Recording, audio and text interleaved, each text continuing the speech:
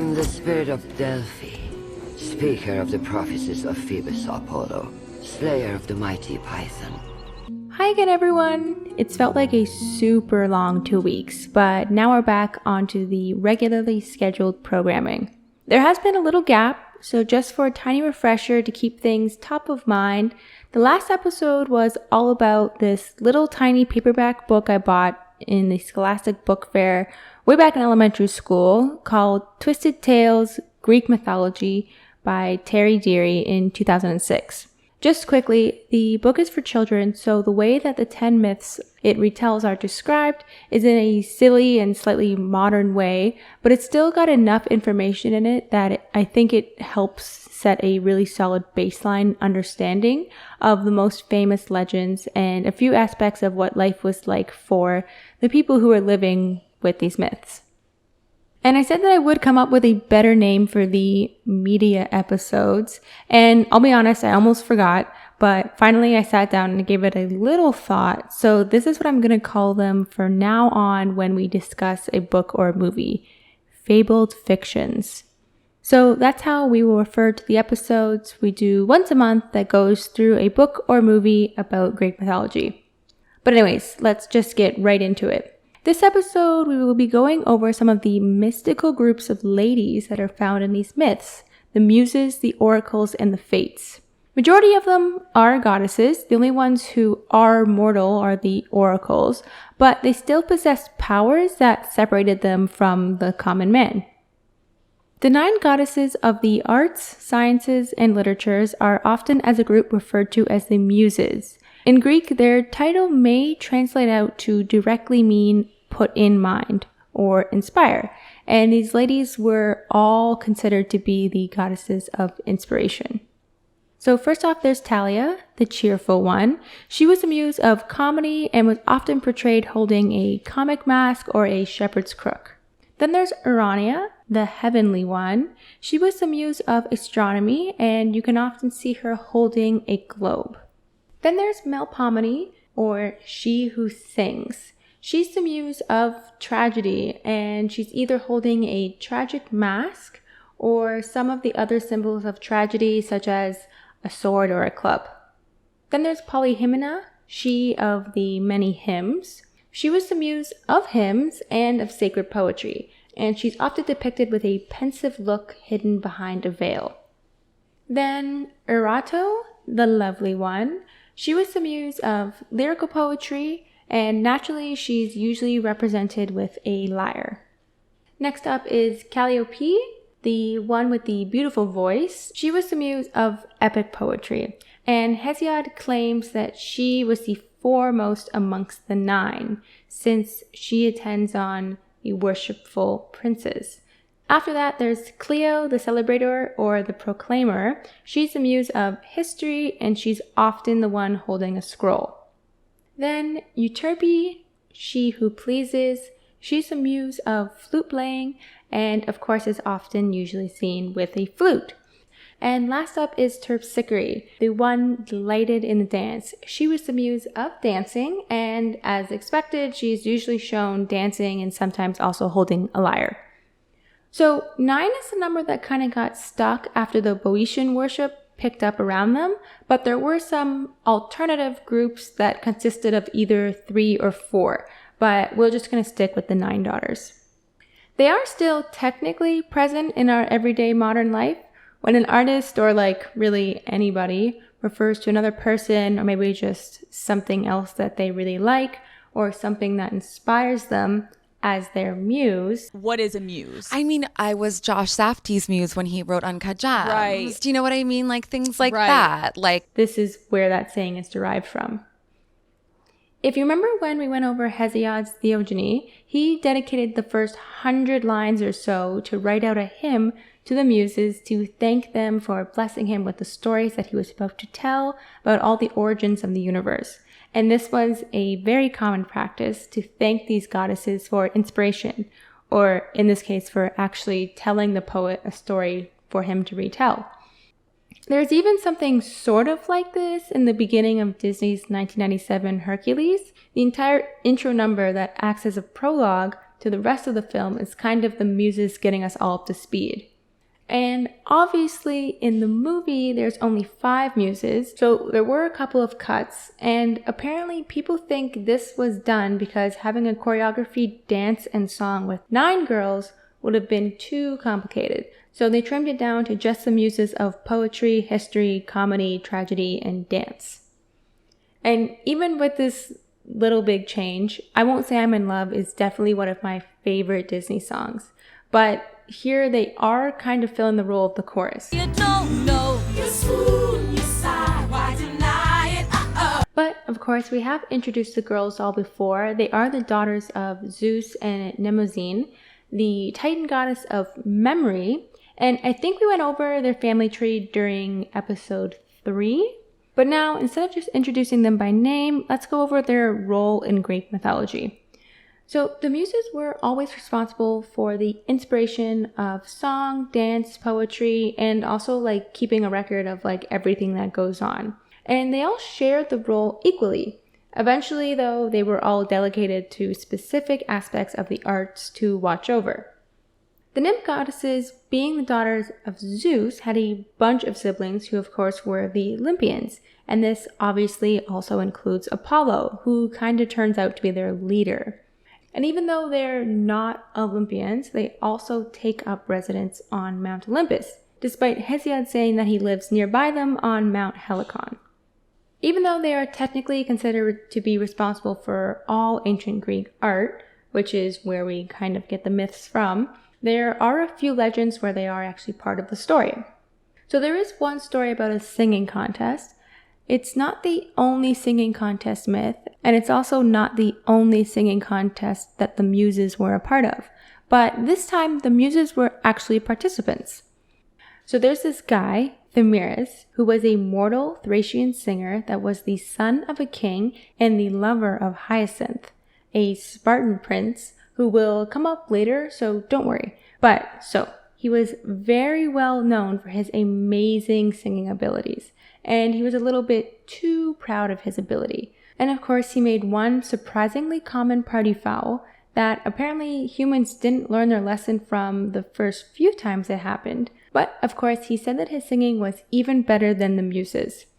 Obviously, this was a lie and slander, so the muses decided to descend down and they entered into a singing contest against the prideful mortal.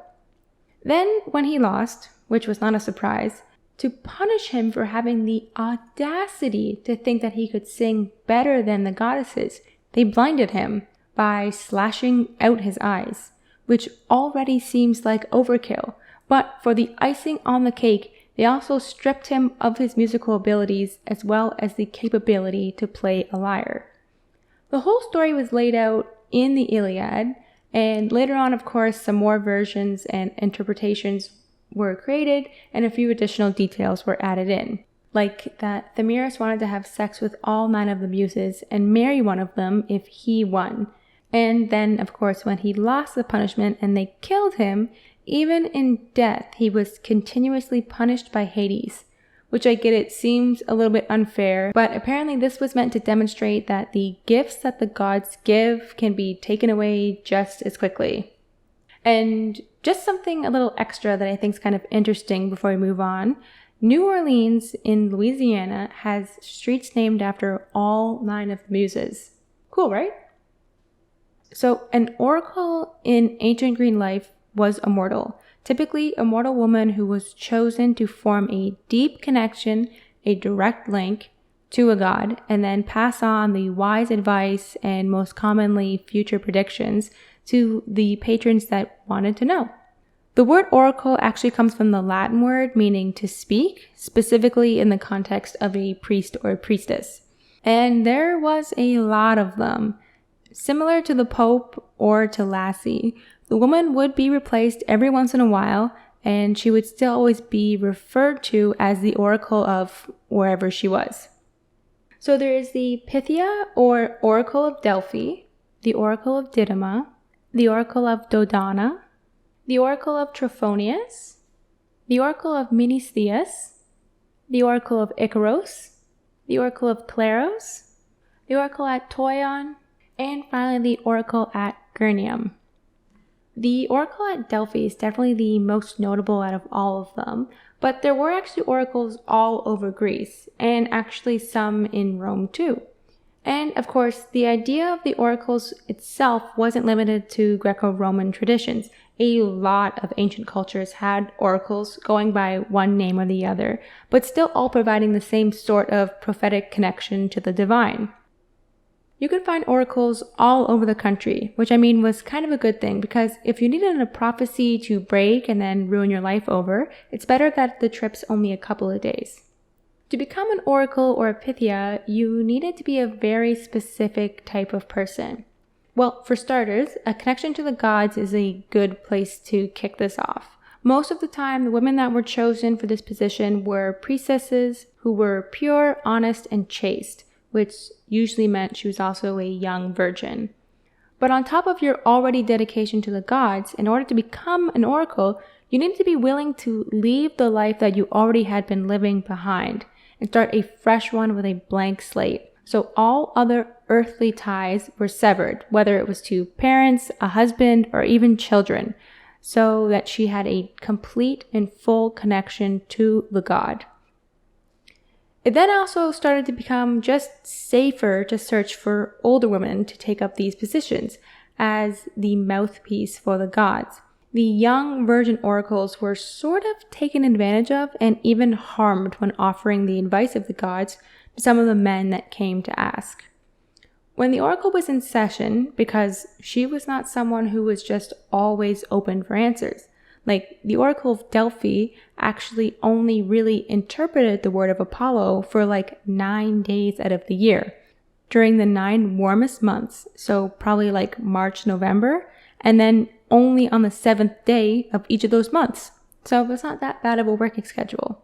But when she was accepting questions, she would first have to be purified by fasting and only drinking and bathing in sacred waters. Once that was all taken care of, though, she would assume her position in the temple, laurel leaves in one hand and spring water in the other.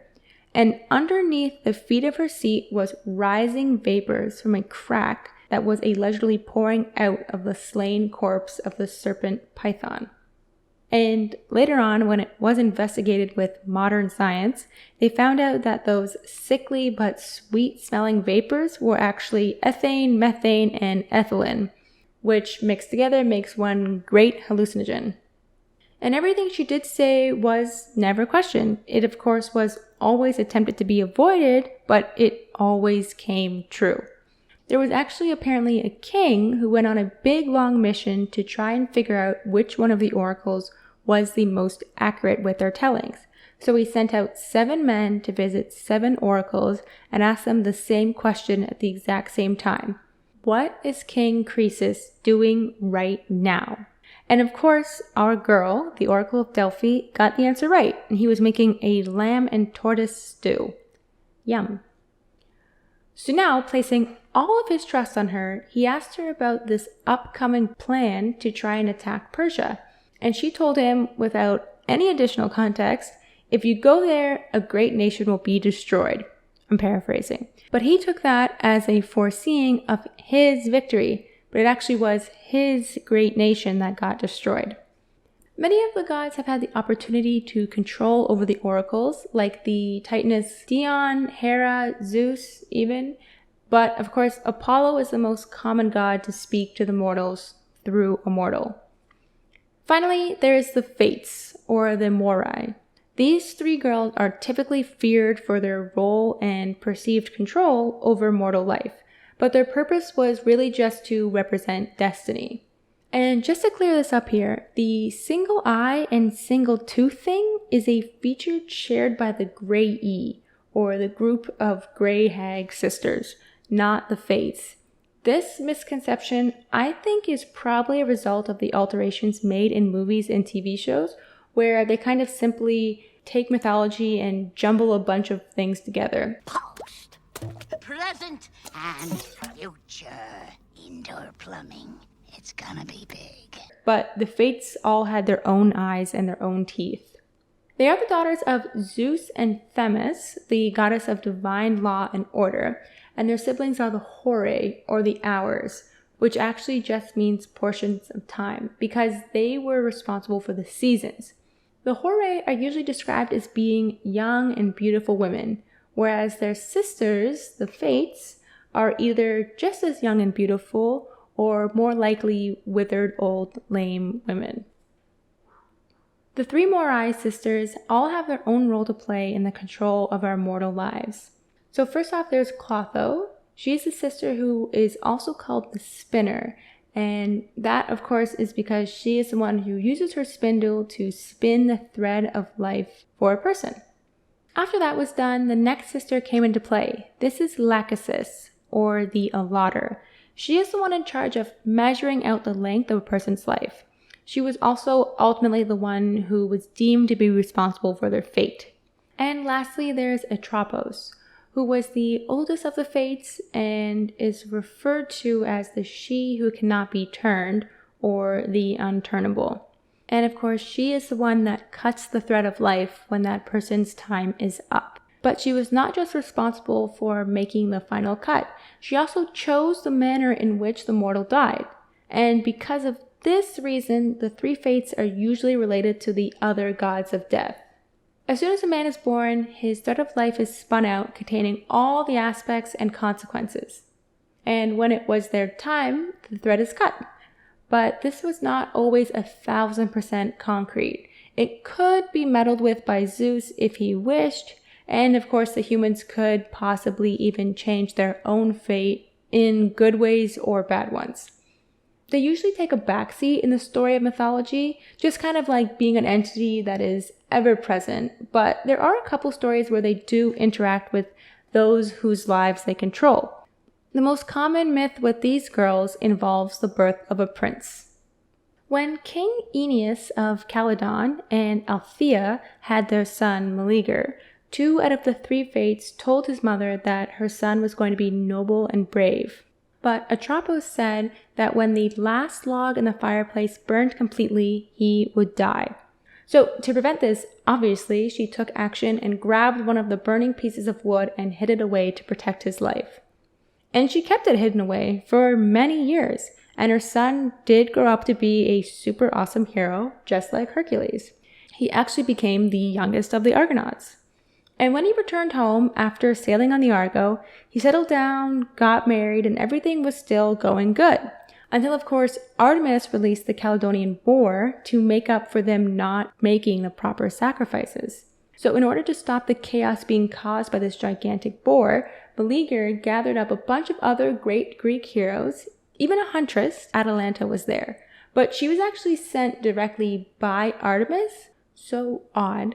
But the other heroes weren't really okay with her being a part of the hunt. She was, of course, eventually included after the persuasion of Meleager, though. And she was also the first one to hit the boar with an arrow. It was then finished off by none other than the prince himself. So because her arrow drew first blood, Meleager wanted to give her the animal's hide as a prize. But some of the other men did not like that idea at all. But Meleager was so dead set on his ruling that she deserved it that he actually killed his 2 uncles over it.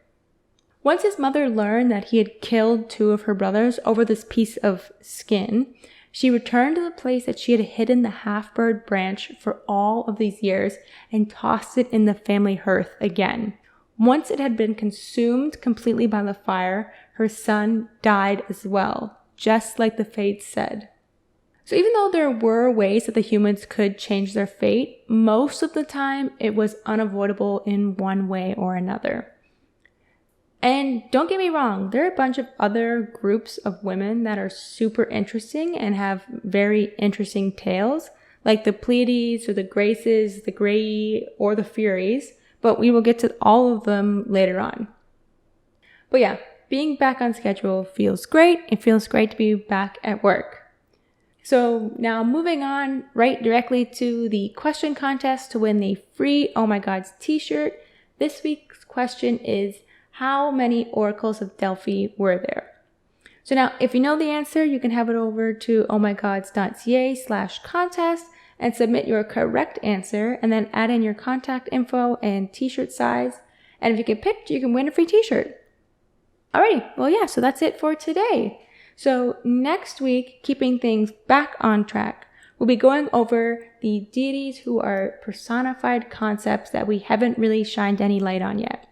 Some of them we have mentioned in earlier episodes, primarily during the theogony ones, where the universe was being formed.